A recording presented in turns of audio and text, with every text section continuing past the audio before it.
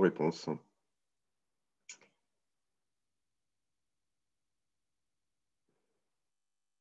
Donc, bienvenue à ce webinaire de l'idée à l'industrialisation. Le succès se cache dans la méthode, ou qu'on pourrait aussi appeler les grandes étapes de la conception à l'industrialisation. Je me présente, Romain Fauquet, qui est l'ingénieur mécanicien chez WeNetwork. J'ai 15 ans d'expérience professionnelle où j'ai fait beaucoup de conception, de recherche et développement, de gestion de projet dans des grands groupes industriels. J'ai eu la chance de pouvoir suivre en fait des produits de A à Z, étant donné que dans les entreprises où j'étais, on possédait un bureau d'études R&D et aussi un outil de production qui était sur place, sur le même site, en passant par des laboratoires d'essais, qualification de produits. J'ai eu les chances de pouvoir suivre en fait le cycle de vie du produit de A à Z. J'ai fait aussi beaucoup d'accompagnement de start-up, de PME. Je ne sais pas si vous savez, mais la Cité de l'Objet Connecté a fusionné avec WeNetwork, donc beaucoup d'accompagnement de start-up et de PME. Une bonne connaissance sur la réalisation aussi de prototypes mécatroniques. J'ai une casquette aussi formateur où je fais des formations en design méca sur comment intégrer de l'électronique dans de la mécanique chez WeNetwork pour le coup. Et j'ai une autre casquette CAO où je suis en amélioration continue sur toutes les nouvelles méthodes de conception. CAO pour le coup mécanique, la conception top-down, la conception paramétrée par des programmes, et puis plus récemment, la conception générative, donc un nouveau mode de conception. Avec tous ces accompagnements, moi j'ai rencontré beaucoup de problématiques qui tournaient autour de différents sujets. Des gens qui venaient nous voir avec des prototypes qui avaient été faits mais sans aucun cahier des charges, qui avaient choisi aussi des bureaux d'études comme ça sur une seule offre, ou alors surtout ce qu'on a vu beaucoup aussi, c'est des gens qui ont travaillé avec des bureaux de design et qui leur ont promis monts et merveilles, qui ont tout fait. On se rendait compte en fait que la conception qui avait été faite n'était pas du tout fabricable. Des gens aussi qui avaient choisi des prestataires qui étaient allés au moins 10 ans pour le coup. Et là, il n'y avait aucun engagement sur le coût de la fabrication. Donc, pour le coup, on les retrouvait où ils nous demandaient de faire du design to cost parce que la première itération avait été ratée. Des gens qui n'avaient pas du tout aussi de dossier de conception ni de dossier de fabrication. Ils avaient juste signé en fait pour des études. Des gens qui avaient des solutions technologiques qui étaient rapidement obsolètes aussi. D'autres exemples, des bureaux d'études qui fabriquent en fait plutôt avec leurs solutions techniques, qui répondent pas forcément aux besoins du client. Des gens qui avaient oublié de prendre en compte des coûts de certification. Alors là, ça fait très mal au niveau du prix et des délais. La notion de propriété de résultats aussi, qui est propriétaire des résultats quand on confie une étude. On a aussi beaucoup de problèmes de rupture des liens avec des bureaux d'études, c'est-à-dire des porteurs de projets qui n'arrivaient plus, où il y a eu sur la vie de projet énormément de modifications en fait, de cahiers des charges, et des situations de non-retour où les bureaux d'études ne veulent plus travailler parce que tout ça, ça coûte de l'argent. Et donc chez WeNetwork, c'est vrai qu'on constate que plus les problèmes sont découverts tard dans la vie du projet, ou au pire, on va dire quand le produit est en cycle de vie, plus les impacts financiers seront très importants pour y remédier. Et toujours, on aura un planning qui sera explosé. Donc, dans ce webinaire, moi, je vais essayer d'étayer à travers ce webinaire une méthodologie de mise sur le marché d'un nouveau produit, où on va essayer de parcourir en fait les grands jalons importants à franchir pour la réussite d'un produit technologique. Voilà. Donc, je vais commencer par des illustrations, quelques exemples de produits mal nés, on va dire, Donc sur l'image en fait de gauche, qu'est-ce qu'on constate? On constate une espèce de shaker ou une gourde en fait, où on a bien une décoration, on a bien une graduation en fait en millilitres, donc d'un volume de liquide. Vous voyez, sur ce produit-là, on se rend compte que finalement, on est obligé de regarder, d'ouvrir la gourde pour regarder où est le niveau, parce qu'ils ont oublié de mettre une fenêtre en fait pour voir en fait le liquide à l'intérieur. Donc on a quand même un gros souci. Sur l'image de droite, donc un smartphone, donc qui était un smartphone Energizer, donc qui a l'air certes très autonome, mais par contre, c'est une brique. Donc voilà, c'est évidemment des produits qui n'ont pas du tout connu de succès. Sur cette image-là, donc une souris de chez Apple, où on voit que là, il est impossible d'utiliser la souris pendant la charge. Et puis, le Galaxy Note 7, hein, je pense qu'on en a assez entendu parler dans les actualités, donc vous connaissez les gros soucis de qualité qu'il y a eu sur ce smartphone-là. Souvent, on vient nous voir aussi avec des produits couteaux suisses, des choses où on voudrait tout mettre dans son produit. Donc, nous, les conseils qu'on peut donner quand même, c'est d'éviter de faire des usines à gaz, parce que plus le produit est compliqué, plus les études vont être très, très, très longues et plus on a des potentialités de développer des grands problèmes de qualité qui peuvent donc arriver. Donc, les étapes de la conception à l'industrialisation, on pourrait aussi parler de cycle de vie du produit avant sa production en série. Donc, je vais vous faire une présentation générique pour le coup.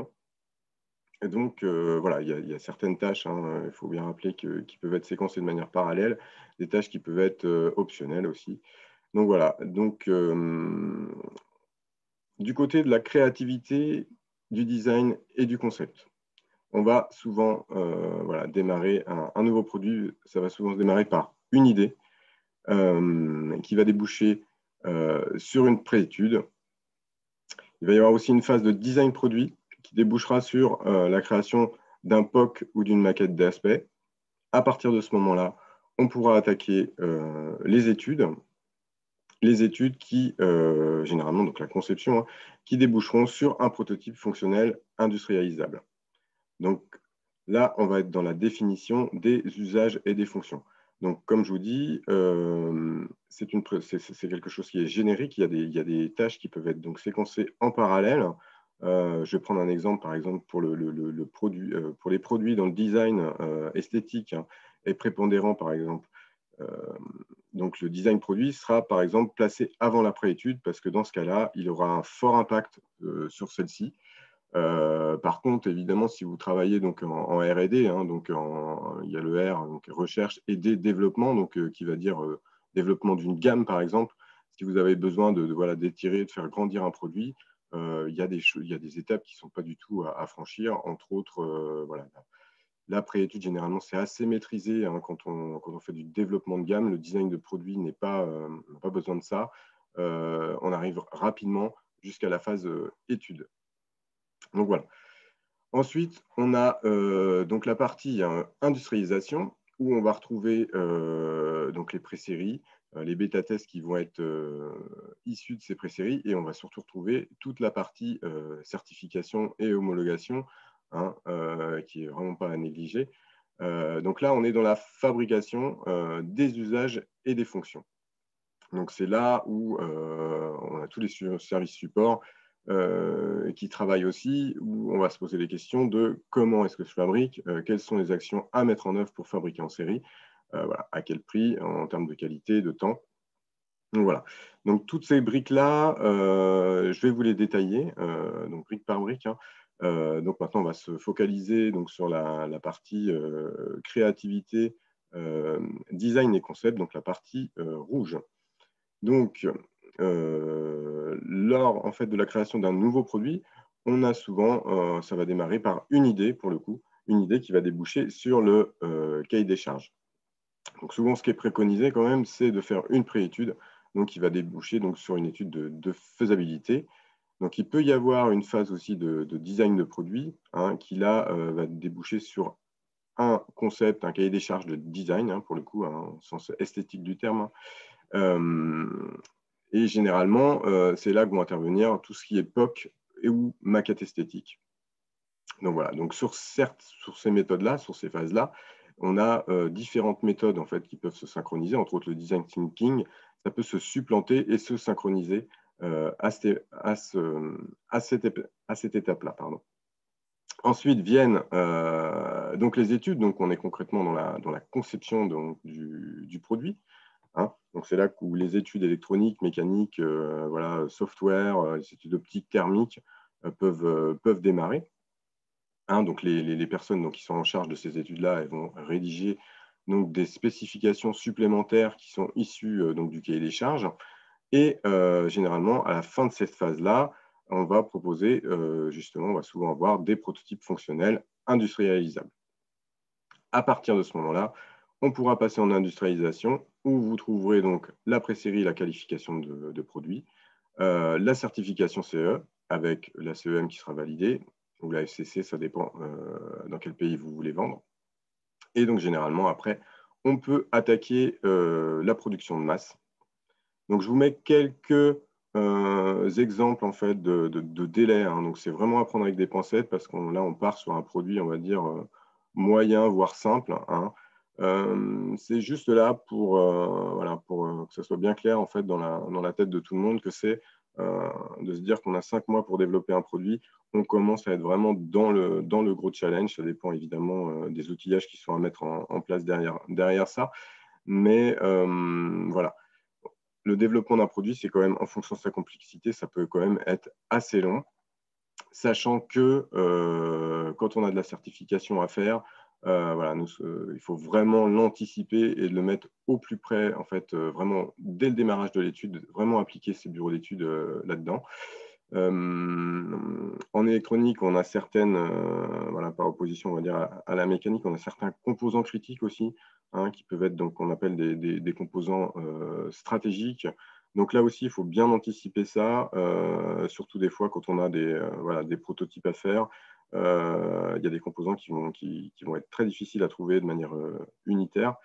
Donc, pour le coup, bien anticiper ça aussi au début, vraiment au démarrage des études. Donc voilà, donc maintenant on va développer donc, la première brique qui est l'idée, hein, donc qui débouche en fait sur un cahier des charges. Donc un cahier des charges, donc ça va formaliser précisément dans un même document les besoins auxquels le prestataire doit répondre. Et ça organise aussi la relation entre les différents acteurs tout au long donc, du projet. Donc pour le coup, pourquoi on a un cahier des charges? Bah, c'est pour préciser les objectifs et la finalité du projet. Il va servir aussi à formuler l'ensemble des besoins et des caractéristiques du projet, inventorier tous les acteurs qui sont en lien avec le projet. Il est là aussi pour déterminer les différents cas d'utilisation et les études de scénario. Définir aussi les aspects comportementaux. Hein, quand on est en électronique, donc ça, on va parler d'autonomie, communication. Voilà, quand on est en mécanique, on va parler de matière, on va décrire un petit peu le produit en fonction technique, de contraintes. Évidemment, c'est un document aussi qui va mentionner toutes les contraintes, hein, tous les coûts, les délais, coûts objectifs, délais. Spécifier aussi les besoins, on va dire, de contraintes d'assemblage, de logistique, la recyclabilité du produit. Tout sera inscrit dans ce document-là. Et donc, il est là aussi pour identifier précisément les prestations et les livrables attendus. Donc, à qui se destine ce document-là? Bah, évidemment, pour la personne qui est en charge de la consultation. Hein. Pour les intervenants internes et externes qui doivent faire des choix techniques hein, et qui doivent concevoir, par exemple, des architectures de cartes électroniques ou alors l'enveloppe mécanique. Donc, un document qui est très, très important. Généralement, il faut quand même un bon mois pour rédiger ce document-là avec des personnes qui ont de l'expérience. Hein. Donc, nous, on est souvent consultés pour faire ce genre de choses, que ce soit le cahier des charges ou la préétude. Donc, la préétude, peut-être des choses qui sont un petit peu moins connues, mais la préétude, ça permet donc de vérifier que le projet soit techniquement faisable et économiquement viable. Donc, pourquoi est-ce qu'on fait ça Pour définir en fait les principales fonctions mécaniques et électroniques, hein, fonctions, principaux composants par exemple, déterminer aussi les volumes et les autres caractéristiques mécaniques. C'est là où on va pouvoir déterminer ce que va être voilà, le poids du produit par exemple, les matériaux utilisés, estimer aussi la consommation en fonction des usages, hein, et donc l'impact sur l'autonomie, parce que c'est quand même assez important de savoir quelle sera l'autonomie de son futur produit. La préétude, elle est là aussi pour chiffrer les coûts d'études à engager. Et donc, on peut faire aussi une estimation du prix série ou pré-série. La préétude, elle est là aussi pour regarder ce que fait la concurrence. Donc, on va parler de benchmarking, en fait, à ce niveau-là. Et pour identifier les risques voilà, et faire des recommandations qui peuvent être liées à la technologie ou au process. Donc, voilà. Donc, ce qui est important à noter, c'est qu'à partir de à l'issue en fait, de cette préétude, on peut comment dire, faire un go-no-go. Donc, je vois qu'il y a déjà des questions sur le chat. Ce que je vous propose, c'est je les note, hein, il n'y a pas de problème, mais j'essaierai d'y répondre en fait à la fin de ce webinaire. Donc, à qui est destiné, donc, pour qui est destinée cette préétude? Généralement, on va faire une préétude pour les projets dont les enjeux économiques sont déterminants en fait, pour le porteur de projet, hein, ou pour tout ce qui est projet ambitieux qui vont nécessiter des mobilisations de ressources financières qui sont assez importantes. Elle va être là aussi pour valider une idée de projet dans son environnement économique, hein, pour voir si c'est rentable ou pas pour le coup. Pour avoir des perspectives financières à long terme et pour aider aussi à la détermination d'une stratégie marketing. Donc voilà, donc cahier des charges, préétude. Donc si on revient sur nos projets, là on voit bien des problèmes qui sont directement liés à la bonne définition du cahier des charges, qui ont vraiment un réel impact sur le produit, hein. On voit qu'une fois, voilà, rajouter mettons une fenêtre dans la gourde une fois qu'elle est faite, c'est quasiment impossible. Idem pour la souris. Là, c'est des choses qui auraient dû être vues dès le début au niveau du cahier des charges, de mentionner justement qu'on doit pouvoir utiliser cette souris alors qu'elle est en charge, parce qu'on se rend bien compte qu'une fois que le produit est fait, voilà, c'est fini. Il n'y a pas de retour en arrière qui est possible, à part casser toute la conception, et donc finalement, ça revient à refaire une V2 du produit. Et voilà, sur le smartphone, évidemment, en termes d'usage, là, on se rend compte qu'il y a vraiment un réel impact sur le design de produit, hein, parce que, certes, il est très autonome, mais voilà, on peut difficilement le mettre dans une poche de jean, hein. Donc, voilà, donc un réel impact sur le design de produit. D'ailleurs, on en parle tout de suite. Donc, le design de produit, c'est lui qui répond aux exigences esthétiques, fonctionnelles et économiques. Il traduit donc l'identité et les valeurs de l'entreprise. Donc voilà, vous avez quelques images là d'études d'ergonomie et de rendu en fait d'un bureau de design. Donc voilà, donc pourquoi est-ce qu'on va faire une étude de design? Donc ça va être déjà pour décrypter l'environnement du projet et donc de proposer des orientations d'axes stratégiques, c'est-à-dire connaître l'entreprise, déjà ça commence par ça, connaître la valeur, l'identité, le positionnement. Ils sont là aussi pour connaître le produit, donc l'analyse, donc il y a une analyse du cycle de vie, des contraintes techniques qui sont faites, cibler les utilisateurs. Il va y avoir aussi une étude de l'existant qui va être faite, quels sont les prix utilisés, les matériaux qui sont employés, l'ergonomie. Voilà, une étude concurrentielle, hein, donc on va faire un mapping des forces et faiblesses en fait, de la concurrence, hein. Surtout, il va y avoir des études des usages et de la création de scénarios aussi d'usage. Voilà, il va y avoir une interview en fait des utilisateurs sur le terrain, hein. Donc, quand on confie une étude à un bureau d'études de design, c'est souvent comme ça que ça se passe. Et ça va déboucher en fait sur la formulation d'un cahier des charges, donc design, hein, donc avec les usages, les techniques, l'identité. On a les prémices de l'architecture du produit, hein, et généralement, donc, les bureaux d'études de design vont faire plusieurs propositions créatives de design illustré, donc un peu comme vous pouvez voir sur l'image. Donc, par image, et où on a souvent maintenant, voire quasiment tout le temps, des modèles 3D, et ils proposent très souvent aussi des maquettes esthétiques. Donc voilà, donc il y a le développement d'une proposition selon les contraintes et les modes de fabrication. Donc j'aurai une image à vous montrer. Donc pour à qui ça se désigne? Bah, évidemment, ce cahier des charges de design, il est directement à fournir aux bureaux d'études qui auront la charge de la conception, hein, que ce soit en mécanique ou en électronique. Donc, comme je vous disais tout à l'heure, généralement, voilà un exemple d'une poignée de tournevis. Donc, quand on confie en fait un projet à un bureau d'études de design, ils vont vous faire plusieurs slides comme ça, où vous allez après être obligé de faire un choix. Et après, il y aura encore une itération sur ce choix-là, afin d'arriver au design définitif. Donc voilà.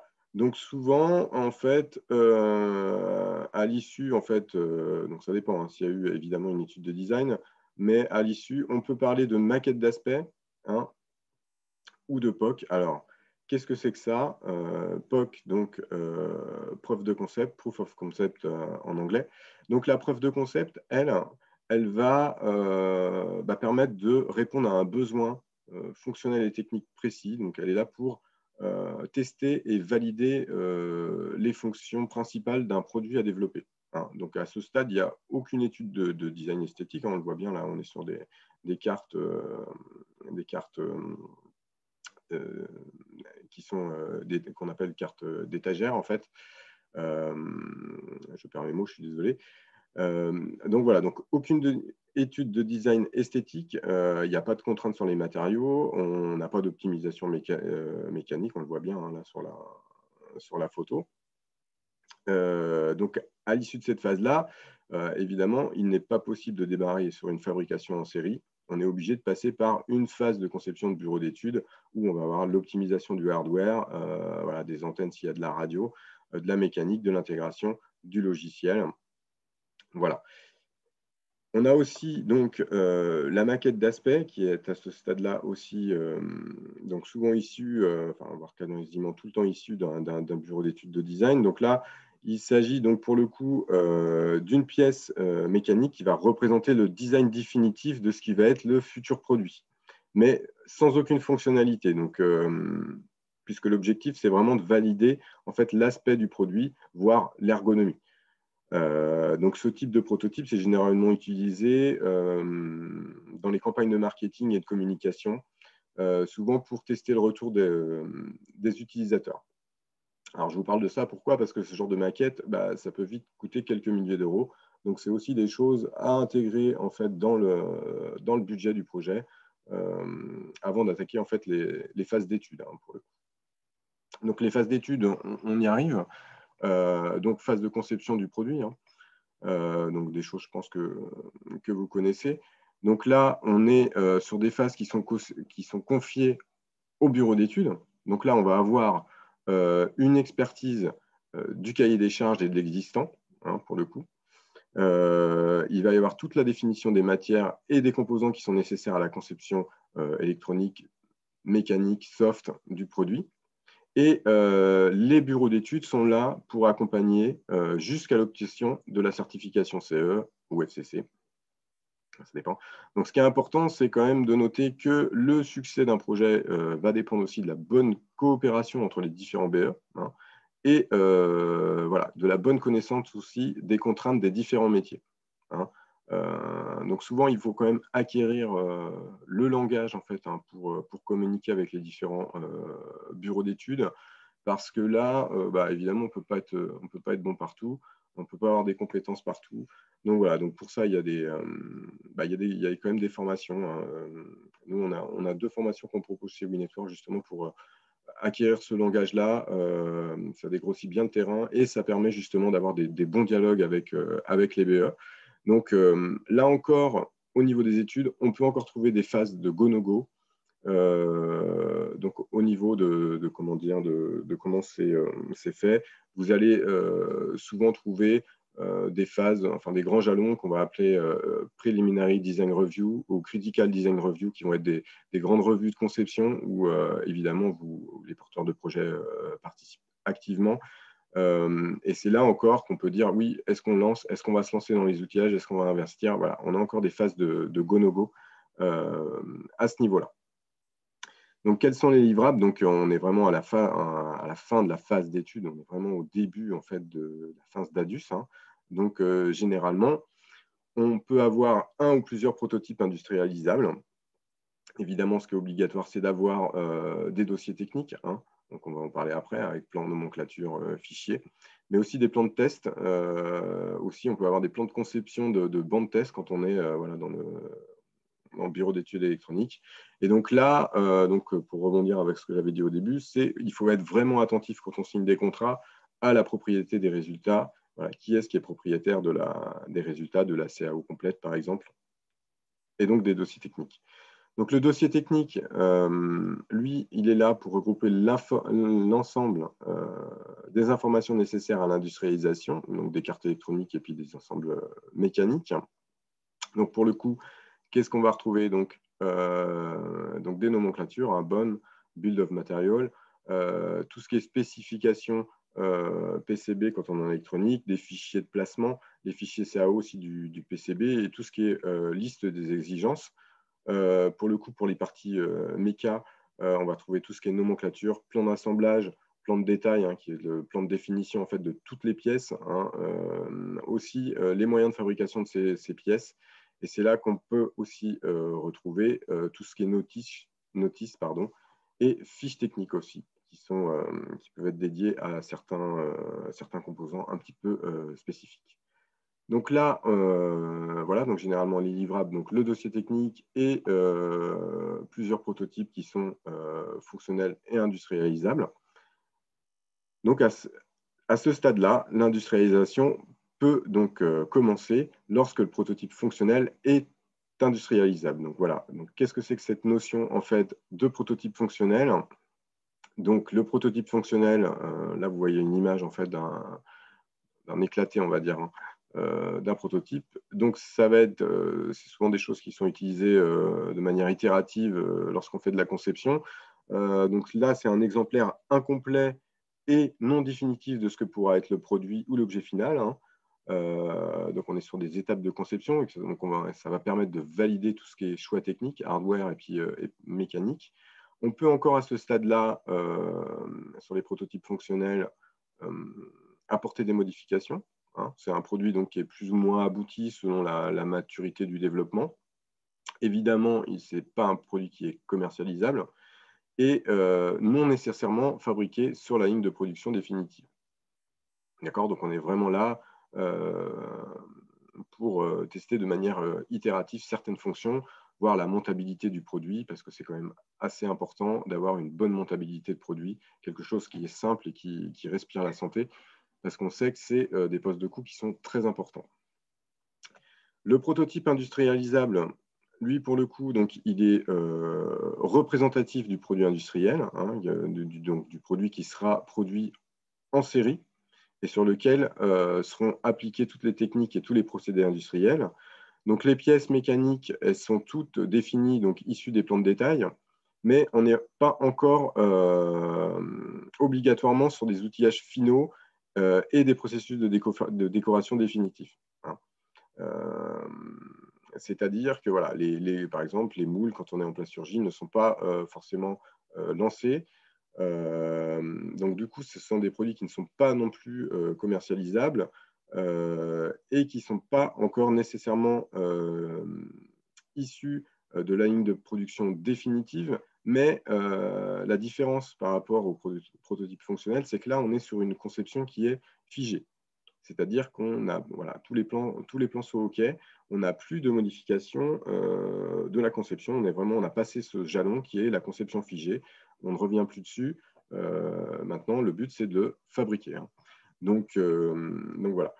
Donc c'est vrai que, comme je disais, pas uniquement fabriquer, on est dans le prototypage, on peut être encore voilà, avec des pièces qui sont évidemment super proches, voire même à l'identique de ce que peut être la géométrie définitive, avec différentes techniques. On peut utiliser par exemple de la duplication silicone, hein, si on a besoin de vraiment définir une pièce parfaitement avec une matière qui veut vraiment s'approcher le plus possible de la matière définitive. Mais voilà, on n'est pas sur la ligne, on n'est pas en train de produire de tester sa chaîne de production avec les outillages définitifs. Donc pour cela, on a donc la pré-série. Donc la pré-série, qu'est-ce que c'est? Quels sont les objectifs de la pré-série, hein? Ça va être de fabriquer un produit industriel en quantité limitée et donc qui va permettre d'effectuer les dernières mises au point avant sa fabrication en série. Donc là, la pré-série, on va vraiment qualifier en fait son outil de production, hein. Donc, on a énormément de services support.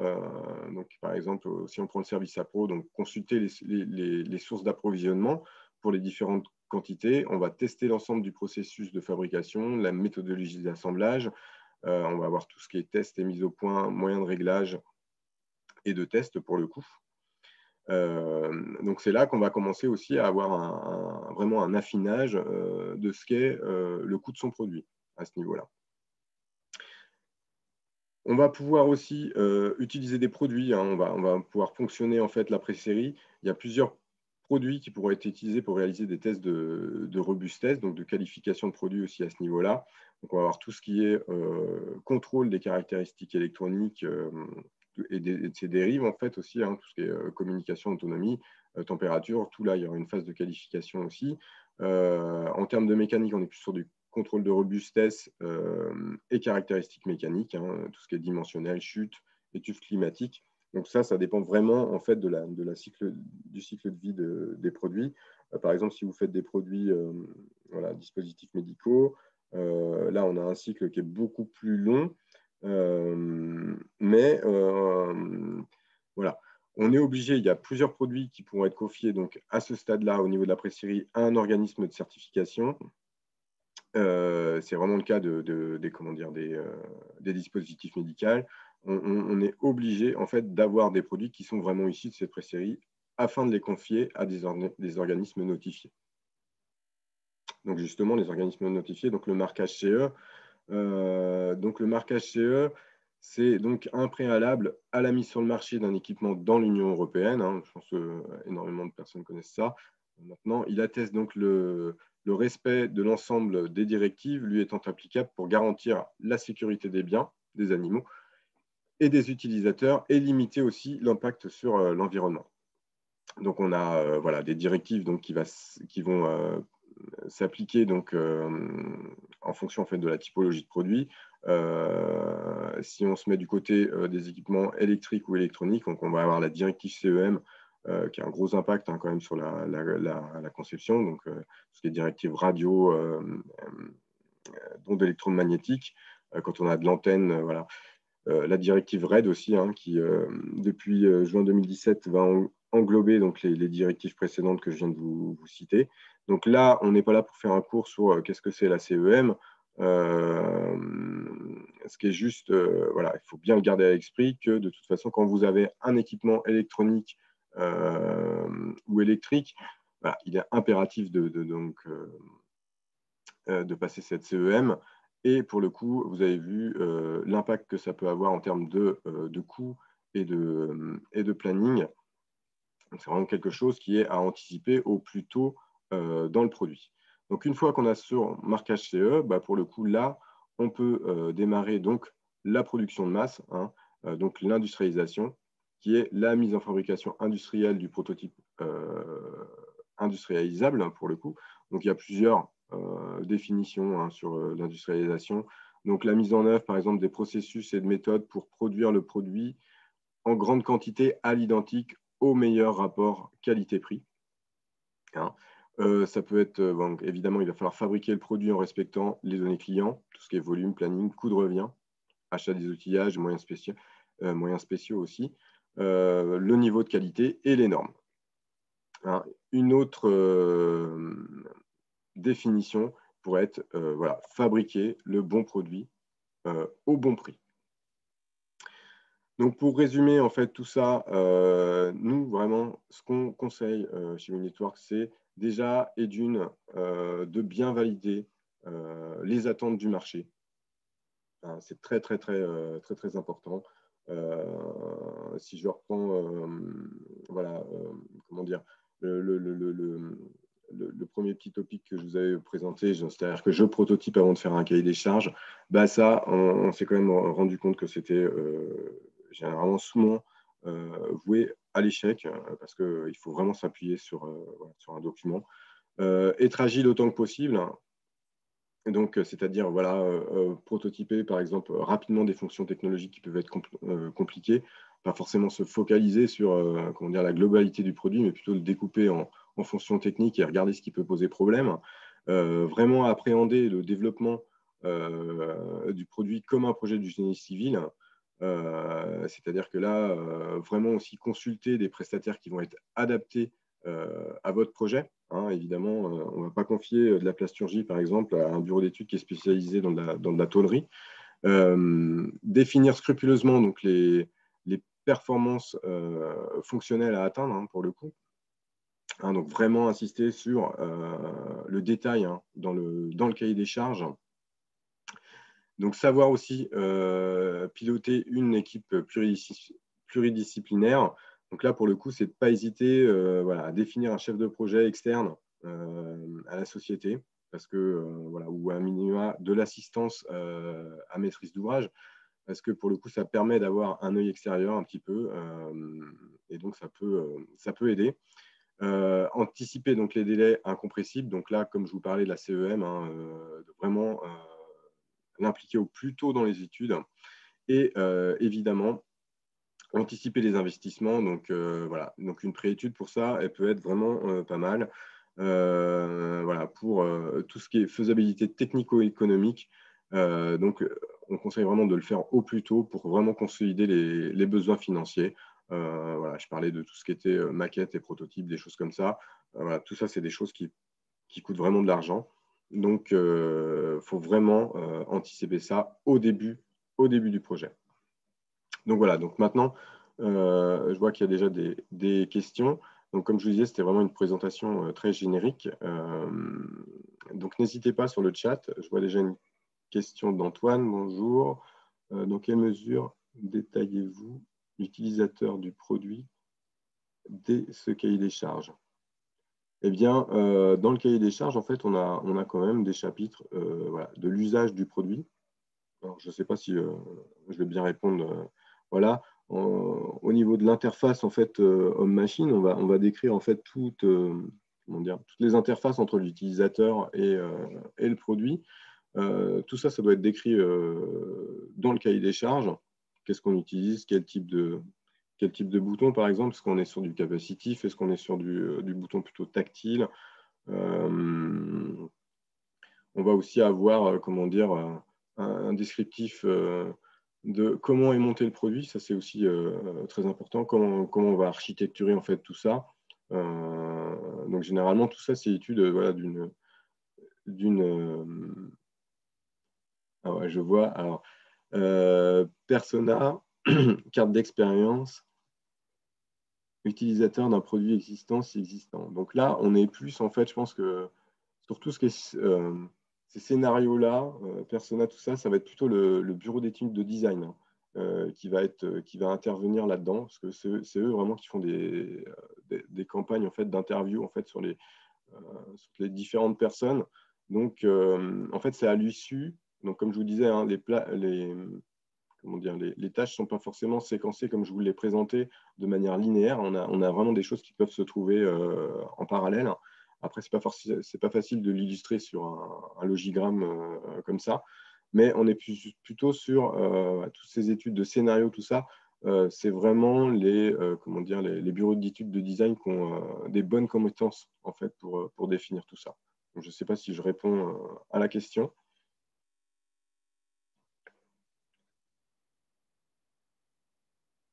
Alors, attendez, je vais mettre le chat. D'accord, merci. Donc apparemment, j'ai quand même répondu. N'hésitez pas si vous avez des questions. Donc c'est pareil, si vous avez des choses plus poussées qui sont un petit peu compliquées à exprimer sur le chat, vous avez mon mail en fait qui s'affiche. Donc pour le coup, vous pouvez poser une question oralement. Bah oui, n'hésitez pas. Bonjour Romain, Bonjour, vous m'entendez bien? je vous entends très bien. Super. Bon, c'est plus facile à l'oral, hein, donc je Oui. laisse de côté le texte. Mm.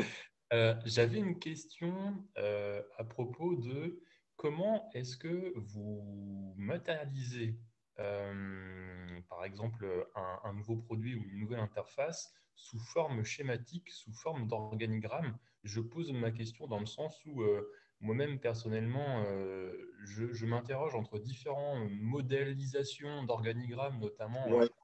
UML, BPMN, et j'aurais été curieux d'avoir votre retour, savoir ce que vous-même vous faisiez. Alors nous, on fait beaucoup de diagrammes fonctionnels en fait. Ouais.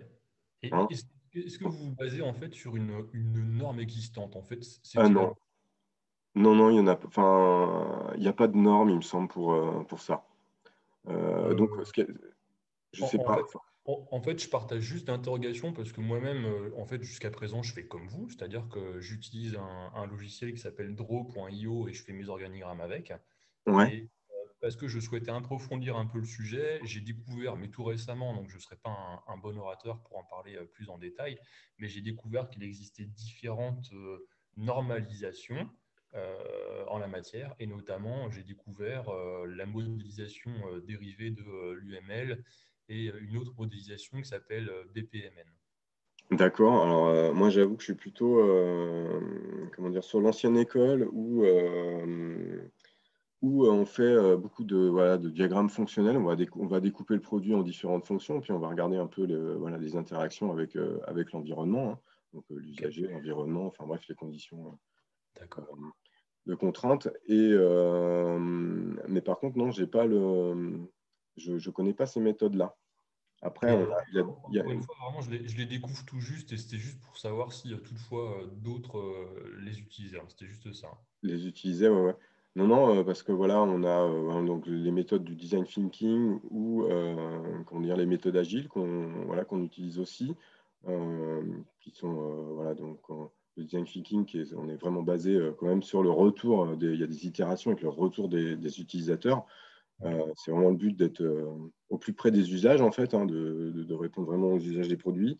Mais sinon, pour tout ce qui est, en fait, la mise sur le papier, on reste quand même avec voilà, des diagrammes fonctionnels qui sont plus ou moins compliqués, hein, parce que ça dépend en fait de la complexité du projet, où on va décrire en fait voilà, les fonctions de contrainte, les fonctions principales du produit, et il y aura une pondération sur les choses voilà, à faire.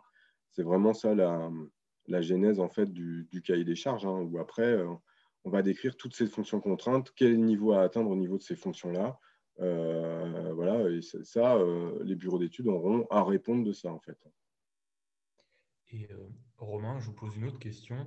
J'ai Oui, également entendu parler de blueprint. Est-ce que c'est quelque chose qui vous parle? Est-ce que vous en faites? Blueprint, C'est- non. Ce sont à ma Pour, connaissance des... Alors, le nom est tiré parce que ce sont des plans techniques, donc d'objets, hein, de choses physiques, qui sont faits sur fond bleu. Je ne sais plus quelle est la genèse de l'histoire, pourquoi c'est fait sur fond bleu. Et c'est pareil, c'est de la pure curiosité, hein, comme question, hein. non, je sais. Un dessin technique, en fait, apparemment, ça a l'air d'être. C'est ça, avec Voilà. des codes, ce Non. genre de choses, tout un tas Alors, de mesures, d'indications. alors ça, pour moi, c'est plutôt des plans. Enfin, là, on est sur des. Enfin, ce que je vois, c'est qu'on est sur des plans, c'est plutôt destiné à, comment dire, au génie civil, peut-être.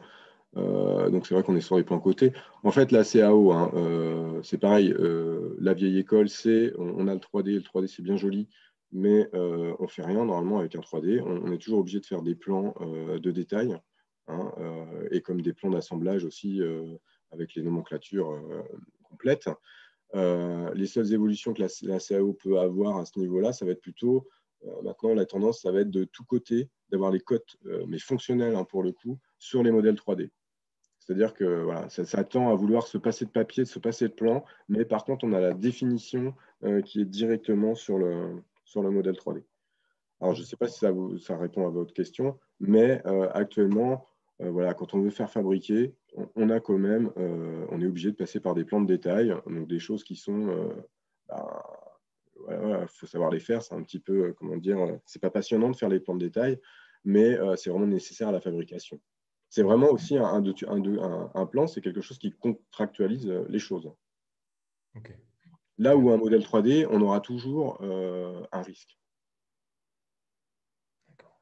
parce qu'il y a des interprétations sur les modèles 3D. Donc moi, voilà, si vous avez des choses, des dossiers de fabrication à envoyer, le plan, encore une fois, c'est un document qui contractualise. Donc je ne sais pas si ça répond, mais non, sinon je ne connaissais pas Blueprint. C'était encore une fois de la pure curiosité. Merci Non, Romain. non, non, du tout. OK. Donc n'hésitez pas si vous avez même des retours, hein, si vous attendiez autre chose. Enfin, Bonjour. bonjour. Je voulais savoir quelle était votre relation ou à quel point vous collaboriez avec les agences de design. À quel point on collabore? Est-ce que Euh, vous attendez les dossiers, comme vous parliez tout à l'heure, d'eux, et en fait, il n'y a jamais de collaboration, ou est-ce que c'est un travail qui se fait main dans la main? Une fois que le non, design non. Alors, a donné une forme, vous vous dites, vous changez deux, trois détails, est-ce qu'il y a des retours avec vous? Est-ce que c'est... alors oui, oui, non. En fait, voilà, la question se pose. En fait, donc en amont, savoir déjà si le porteur de projet, oui ou non, il souhaite faire une étude de design. Hein, donc ça dépend vraiment du produit parce que quand, voilà, mettons si vous avez un boîtier qui va mesurer des choses avec des capteurs, un boîtier, on n'a pas forcément besoin de faire des études de design, même si j'ai eu des porteurs de projets qu'on a quand même fait parce qu'ils voulaient vraiment avoir une identité de leur marque. Et donc, pour le coup, en fait, ce qu'il faut vraiment quand on fait une étude de design, il va falloir aussi intégrer le bureau d'études méca. Absolument aussi avec, parce qu'il y a quand même des contraintes. Donc, on va travailler à partir de cahier des charges. Hein. Enfin, le cahier des charges est déjà fait, en fait, hein, à ce niveau-là. Et donc, non, non, on ne peut pas. Il y a vraiment des échanges, en fait, dans le sens où, mettons, si le bureau d'études de design va créer un design où c'est impossible d'intégrer des cartes électroniques euh, parce qu'il n'y a pas le volume nécessaire, on va lui dire bon, ok, c'est très joli, mais là, il ne faut vraiment pas aller dans cette voie-là parce que de toute façon, nous, on a demandé tant de surface à intégrer en termes de volume de cartes électroniques, par exemple, et là, on voit qu'elles n'y sont pas. Donc, ce n'est pas la peine de vendre du rêve. Donc, pour le coup, voilà. Donc, il y a quand même des collaborations et des retours à ce niveau-là. Et on a aussi beaucoup de retours sur toutes les campagnes d'interview qui ont été faites, en fait, en termes d'usage et de scénario, hein, pour le coup.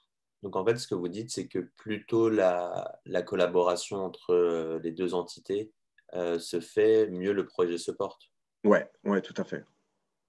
Ok. Tout à fait. Il faut vraiment, parce qu'en fait, comment ça se passe au début, euh, on va avoir, avec la préétude, on va définir des volumes, que ce soit pour la méca ou pour l'électronique. Donc, quand je dis des volumes, bah, on va dire, voilà, en termes de densité de composants, la carte électronique, elle va certainement faire telle dimension et telle dimension. La méca va savoir qu'elle a ça à intégrer. Du coup, quand le design arrive, on a toutes ces contraintes-là qu'on lui donne aussi. Donc, faut vraiment, faut vraiment participer, faire participer. Donc, c'est plutôt les interactions sont plutôt avec les BE méca, pour le coup. D'accord, merci beaucoup. Voilà. Alors là, j'ai eu plein de questions.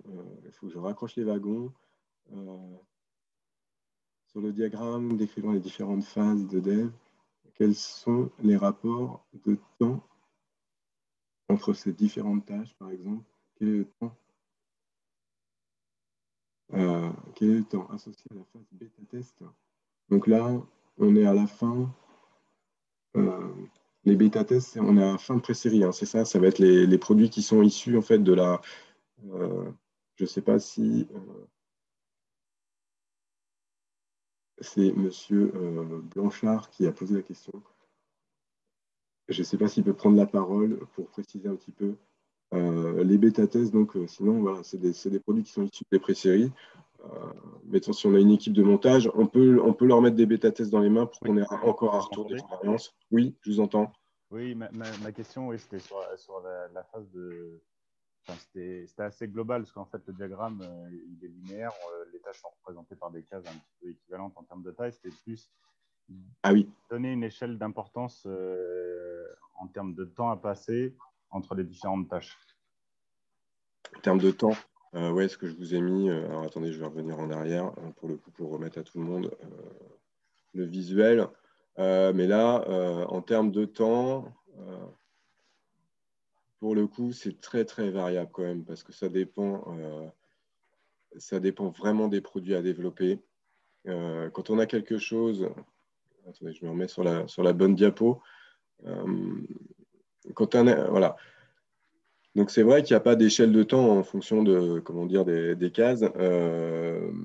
Bon, globalement, voilà, quand on met un cahier des charges, 3 semaines à 3 mois, voilà, si on a un produit qui est ultra compliqué, on peut mettre beaucoup plus de temps que ça, hein.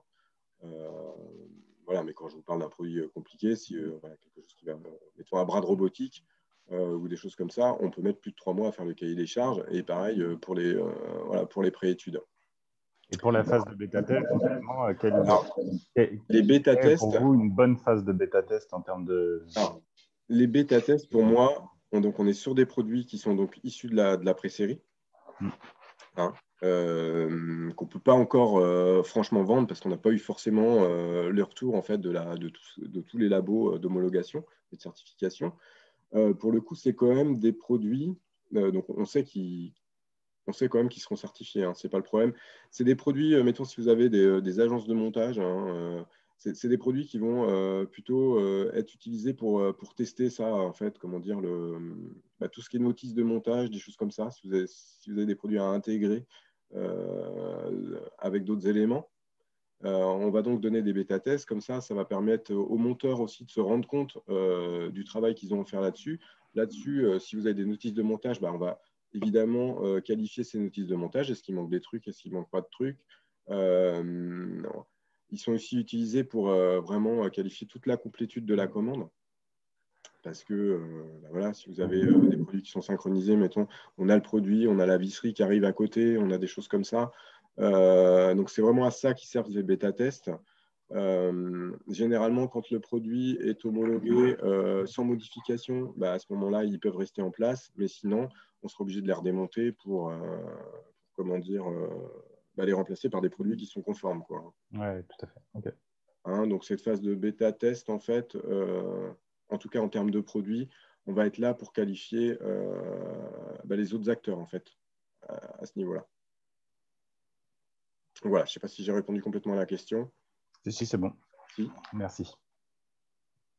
Donc, j'ai une autre question donc, de Simon. Comment gérer et anticiper l'échelle de temps pour chaque étape du projet? Donc, c'est comme je disais, hein, on ne peut pas résumer tous les projets. C'est pour ça que c'est très compliqué de donner des échelles de temps et même des échelles de coûts, hein. C'est encore pire quand on… donc là, la préétude, généralement, elle peut quand même, elle sert quand même à ça, hein. À ce niveau-là, une bonne préétude, on sait en termes d'investissement et de délai où est-ce qu'on met les pieds, en fait, pour le coup. Roadmap technique. Je lis les prochaines questions. Vous n'hésitez pas à prendre la parole hein, si il y a des choses que je n'ai pas répondu de manière assez précise. Dans le process.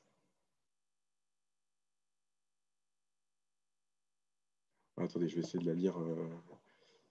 Donc, le roadmap technique est très clair et très enrichissant. Dans le process de développement hardware, après avoir bien défini nos besoins financiers, etc., on est alors à la recherche de moyens financiers pour avancer sur la réalisation d'un POC et proto. Et là, pour obtenir des fonds, il nous semble que nous sommes nécessairement, à un moment donné, confrontés à produire pour prouver. Et produire pour prouver, y a-t-il une recette magique? Oui, c'est vrai qu'à un moment donné, au début, quand on cherche des fonds, on est obligé, à mon avis, d'investir un petit peu de ses fonds propres pour comment dire, prouver. Donc, c'est là où le POC et la maquette d'aspect peuvent être très importantes. Vous pouvez aussi utiliser de la réalité augmentée si vous allez voir des investisseurs. Nous, chez WeNetwork, c'est vrai qu'on a les softs où on a ça en natif, en fait, en termes de CAO, en tout cas. On n'est pas forcément obligé de réaliser des maquettes. C'est des choses que j'ai déjà testées. C'est-à-dire qu'avec des marqueurs, vous pouvez arriver avec un marqueur, vous avez votre CAO. Et en fait, vous pouvez aussi présenter à des investisseurs le produit numérique en réalité augmentée. C'est des choses qui peuvent se faire. Il n'y a pas beaucoup de soft. Peut-être, nous, on est vraiment sur… on utilise une suite de soft qui s'appelle PTC Créo pour le coup. Ça nous permet de faire ça, où on peut tourner autour du produit en réalité augmentée. Voilà. Donc, si vous avez ça, plus comment dire, votre POC qui va tester donc, tous les usages, là, pour le coup, peut-être que vous pouvez vous passer d'une maquette d'aspect qui a quand même un coût aussi, hein, parce qu'on a quand même une finition qu'on a sur une maquette d'aspect qui est correcte, donc du coup, ça nécessite quelques moyens. Mais sinon, ouais, faut quand même utiliser un petit peu ses fonds propres. C'est pas simple. Donc, je ne sais pas si j'ai bien répondu à la question c'est Diden, j'ai peur de mal prononcer le prénom, s'il me met parfait. Donc, voilà.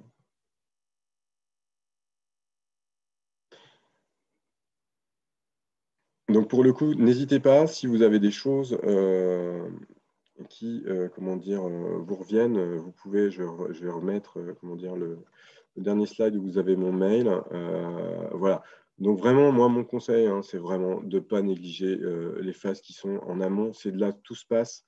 Une fois que vous avez, comment dire, débuté votre industrialisation, on est sur des choses qui sont vraiment figées. Et là, si vous avez la moindre retouche, ça commence à être un énorme bazar. C'est encore pire, évidemment, quand on est en cycle de vie de produit, parce que là, on est sur ce qu'on appelle du rétrofit. On va être obligé de tracer tous les produits qui ont des défauts, aller les rechercher pour les corriger. Enfin bref, là, vaut mieux pas rentrer dans ce genre de truc. C'est très compliqué après. Mais écoutez, si vous avez plus